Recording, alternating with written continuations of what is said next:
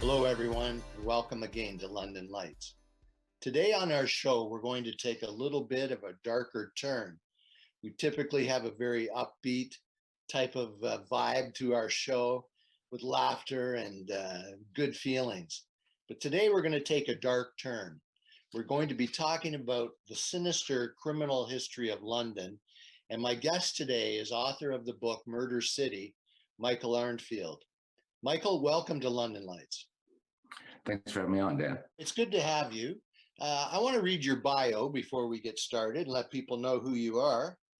So Dr. Michael Arntfield is a PhD professor at Western University, where he founded the Cold Case Society, an unsolved crimes think tank that pairs students with forensic subject matter experts. He's also the author of the new book, How to Solve a Cold Case, along with over a dozen of other titles, including Murder City, which details the sordid history of serial killers in London, Ontario. He currently appears as an expert on crime and policing in television series airing on several networks, has previously served as a visiting professor in the United States and Australia, and routinely provides training for police services and forensic associations around the globe. From 1999 to 2014, he was a police officer and a detective with the London Police Service. Again, Michael, welcome. Good to have you here. I knew your father much better than you because he was a Crown attorney in London, and he and I locked horns many times over the years as I did criminal defense work. I want to say that as a young constable, also, you would have cross-examined me in the late 90s. I do believe you were still in the game then. Yeah, I think I was. So, yeah, it's all part of the process, and criminal trials are quite fascinating. This whole area to me is extremely fascinating. And I found your book to be incredibly fascinating. Here's a picture of it. I picked up my copy at the local library, and I couldn't stop turning the pages. It was just a page turner, and I was enthralled from beginning to end. Not only to learn about this incredible dark side of the history of London, Ontario, but again, it is London, Ontario. It's my hometown. And that aspect of it was very fascinating to me. So what got you involved in this line of work? Well, I would have come on the LPS around the time that Project Angel, which is discussed in the book, which was the first dedicated cold case task force in Ontario, was sort of up and running. And this was spurred by advances in DNA and by the fact that the DNA data bank, the National DNA Data Bank, was going online, and that a number of these historical cases province-wide could be solved now. So as my law enforcement career is beginning, I'm very much aware of the existence of this exciting task force in the background, and ended up getting to know the lead investigators on that task force fairly well. Fast forward 15 years or so, and it turns out that the task force detectives had sought the advice of a retired OPP detective inspector named Dennis Alsop. He died sort of during the tail end of my police career, but by then I had already completed a PhD at Western and had started the Cold Case Society. So he was at least sort of collaterally aware of my work. And what he did was he left original source materials, crime scene logs, photos, his original notes, teletypes between he and other police agencies across Ontario, which were all essentially his property to take with him. At the time, there was no retention policies then. So he left it in a box for his son to find, and his son knew of my work and turned it over to me. And very rarely in writing a true crime, a work of true crime or a work of history generally, do you get direct access to what we call primary source materials like that. So I'm not writing a book based on reading other people's books and relying on their footnotes and endnotes and research. I have the original artifacts from which I can glean information that has never before been revealed. And I mean, contained in those boxes was remarkable information. The Project Angel investigators sort of scratched the surface, but they more or less just wanted to meet with him and sort of kick some ideas around. There's stuff in there that ultimately, I mean, is unassailable in terms of its importance from both a local history perspective as well as a criminological perspective in terms of what happened in London over that 25 to 30 year period being without precedent. Well, you've done an incredible job in this book, tying all these facts together and revealing them for the first time to the general public. And I think even watching this show or reading the book or both, Londoners are going to be shocked to find out that sleepy old London, Ontario, tucked between the big smoke of Toronto and Detroit, the forest city, so to speak, has this really dark side to it that most of us were completely unaware of. And these details are revealed in the book. And like I described, I was enthralled by it. I couldn't stop turning the pages. It was so fresh, but also so enlightening. And the tales gave me the creeps. This was a scary time. And I remember being a child during that time. But would you agree with me? And is the thrust of the book that London was the serial killer capital of Canada at the time and perhaps North America? Based on the available data, that's exactly what we can conclude. I mean, when you look at the fact that there are 6 confirmed and 9 hypothesized serial killers operating either concurrently or consecutively or near consecutively, essentially contemporaneously, as we'd say, over this period, with a population the size that London had, which it grew a little bit during this period. But I mean, the best example I can give is if you were to, on a per capita basis, overlay that same number to a population base of New York City. I mean, you'd have about 100 serial killers active in New York City at any given time. And at its maximum, New York is believed to have had 3. London had 9.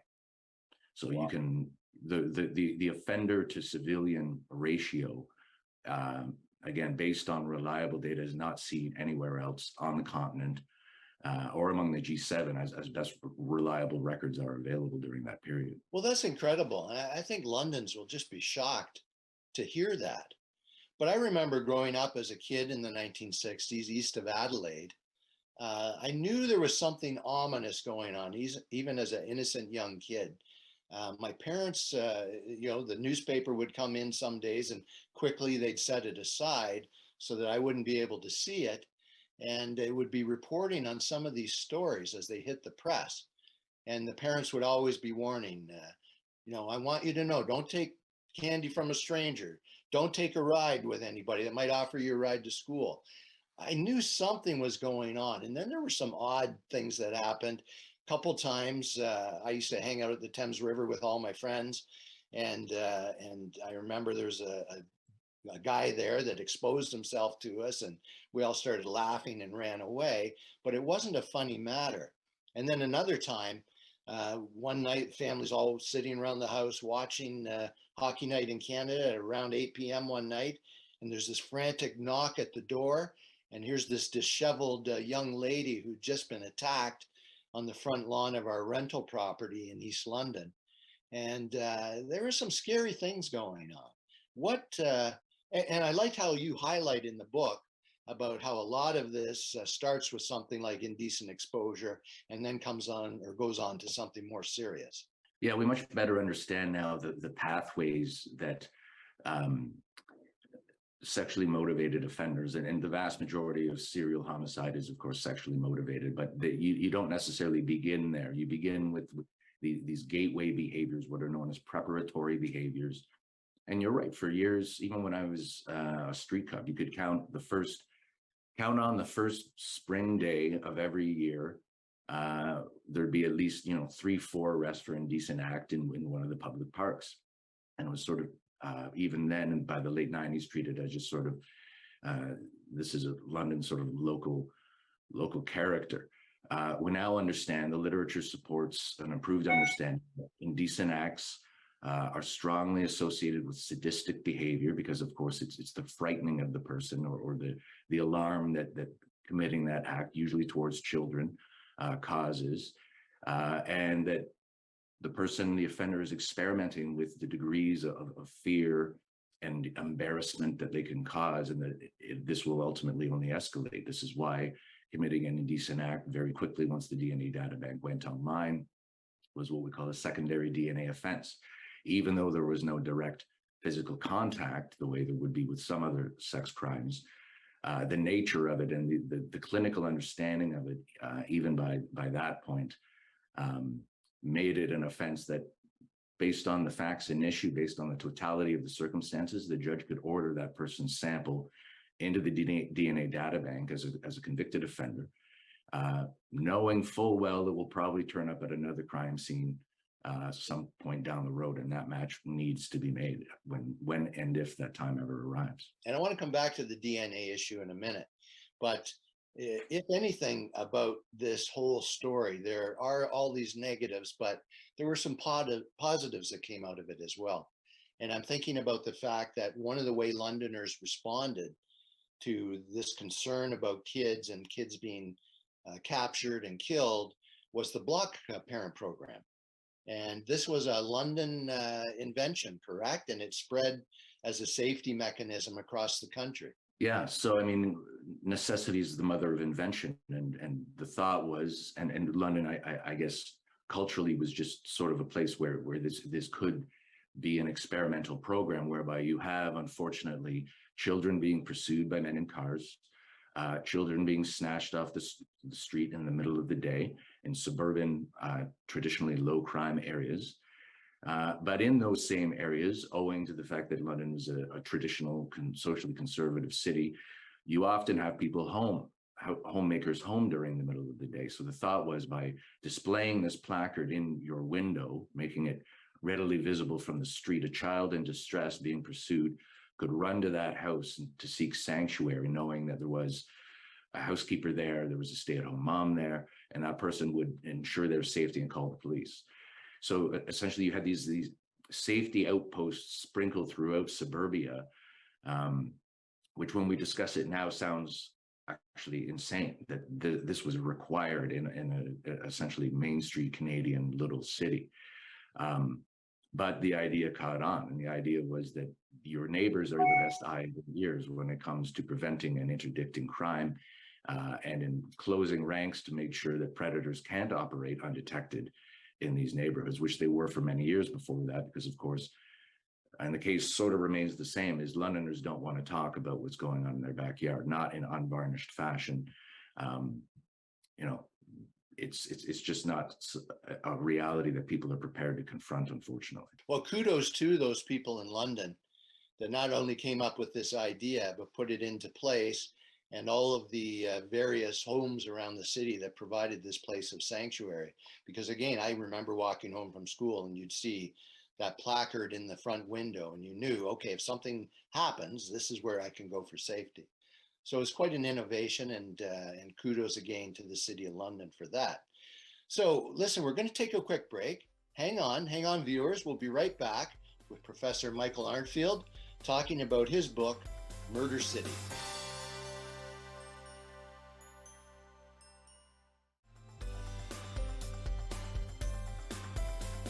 Welcome back to London Lights, where we're talking about the incredible book, Murder City.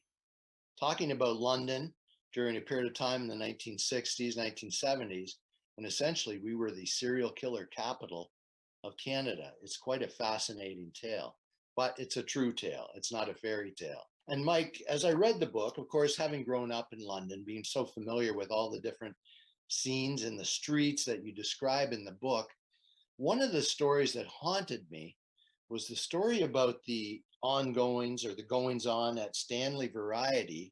There's a picture in the book. That's haunting to me because my father he delivered milk for Mark Ayres Dairy, and we used to get in the truck at 5 a.m. and load it up with milk and drive out to Byron from East London. And every day we'd drive by that Stanley Variety.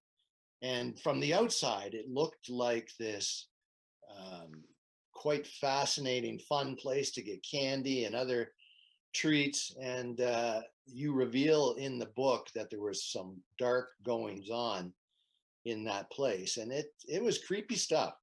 Yeah, little is known about the proprietor of that store during that period, other than he had associates who were known to be members of um, what today would be the trafficking largely of child pornography.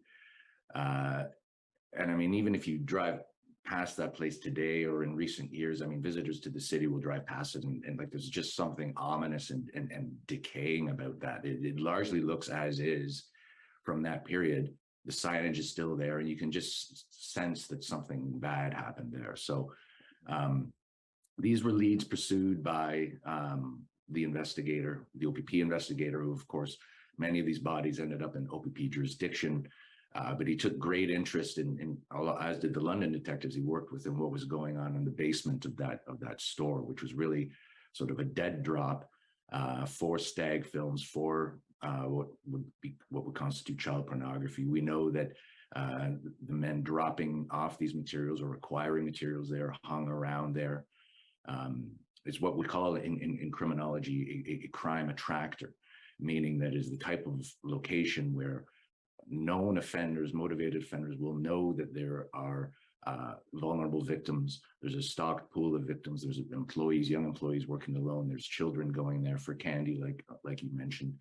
And ultimately, one of the, speaking of Byron, one of the counter attendants there working there part-time, Jacqueline Dunleavy, is last seen locking up there and then found some distance away, where she'd been driven and murdered in a very ritualistic fashion. This is one of the more disturbing cases in the book, but all roads lead back in that case, and I believe in some other cases, to that store. Yeah, very sad tale, and it just again gives you the creeps when you read about it.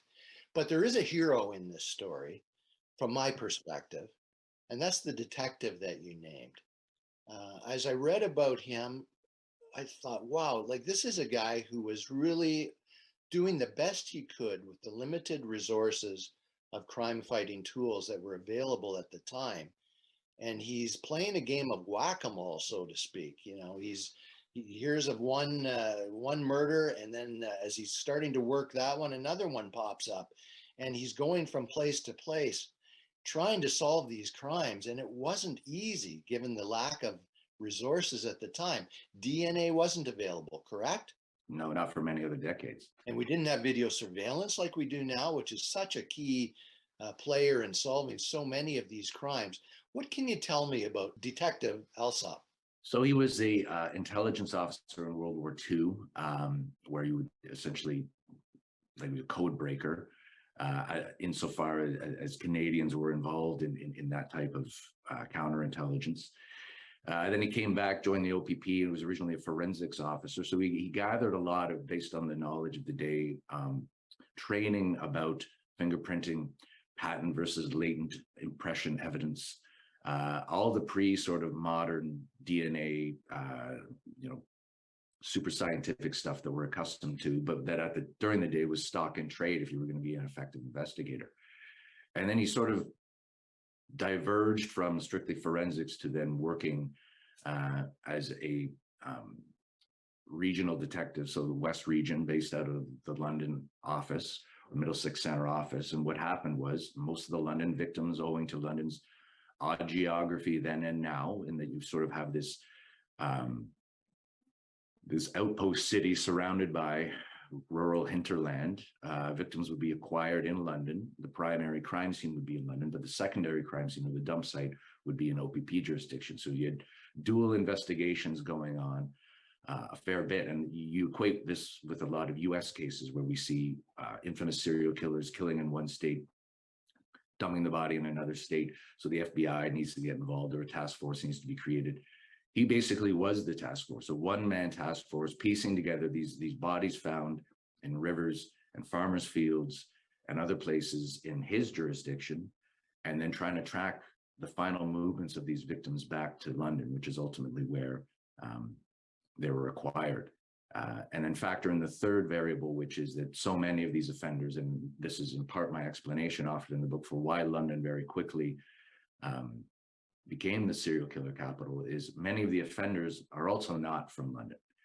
So you have the King's Highway system bringing in offenders from other regions, killing in London, and on their way out of town, they'll pose or dispose of a body in OPP jurisdiction. So you really have this divide and conquer methodology, MO, being used by the offenders that threw a wrench into the investigations. But between some circumstantial evidence gathered by Alsop and some remarkable preservation of crime scene samples and clothing during this period in London, we've got now strong persons of interest in many of these cases, and we've got DNA samples that are still, that have not degraded, that, 40, 50 years later, 60 years later in one case, can still be tested today, which means these cases are resolvable. I can just imagine the personal struggles that he must have gone through as the one-man task force, essentially, knowing that something very bad is happening all around the city, and having his hands tied behind his back in terms of trying to solve these crimes. This is before the internet, of course, and communication between OPP and London, as you point out in the book, would be a challenge. Was he recognized at the time as a hero, or is he really not getting his due until somebody reads your book and finds out more about what he was doing? Yeah, I mean, by the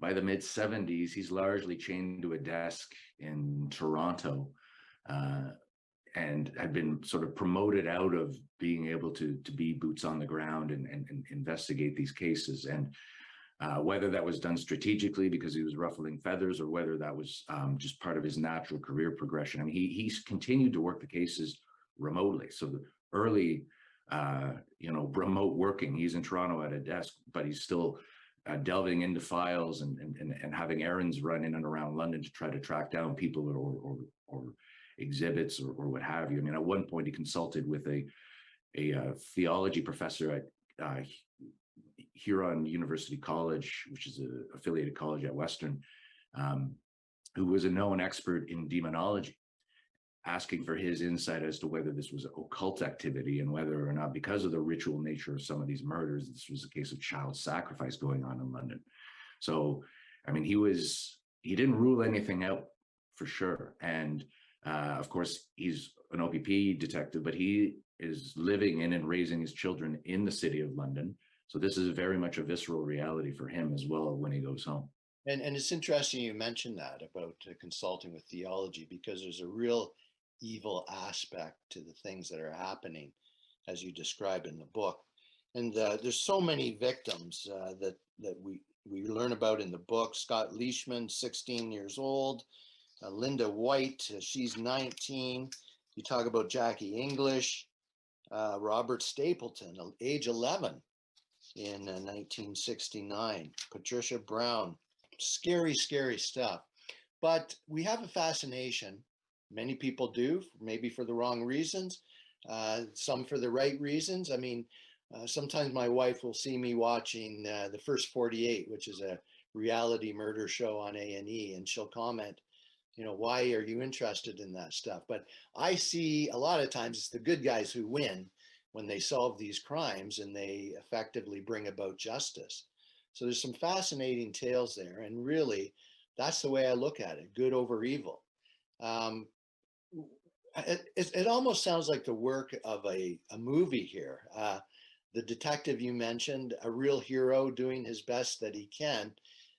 Has there been any talk about interest, about a movie about these stories? Yeah, I mean, from actually before the book was published to the present, various production companies or studios have held the rights to turn it into either a unscripted, so that would be like a documentary format, or scripted, so something like Dahmer, based on actual events, but with creative license.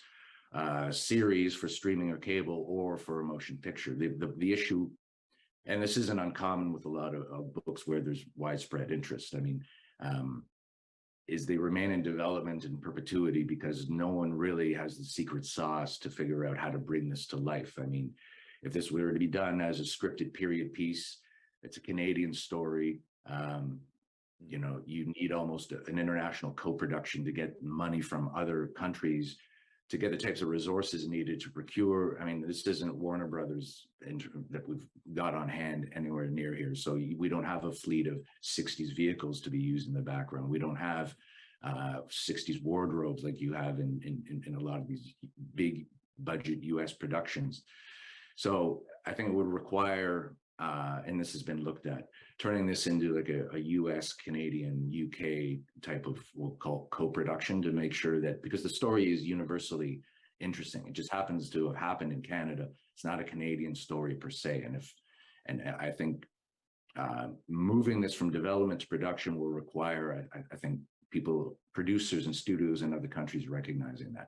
Well, I think there is a really rich material there to work with. And again, the book that we're talking about is Michael's book, Murder City, when London was the serial killer capital of Canada.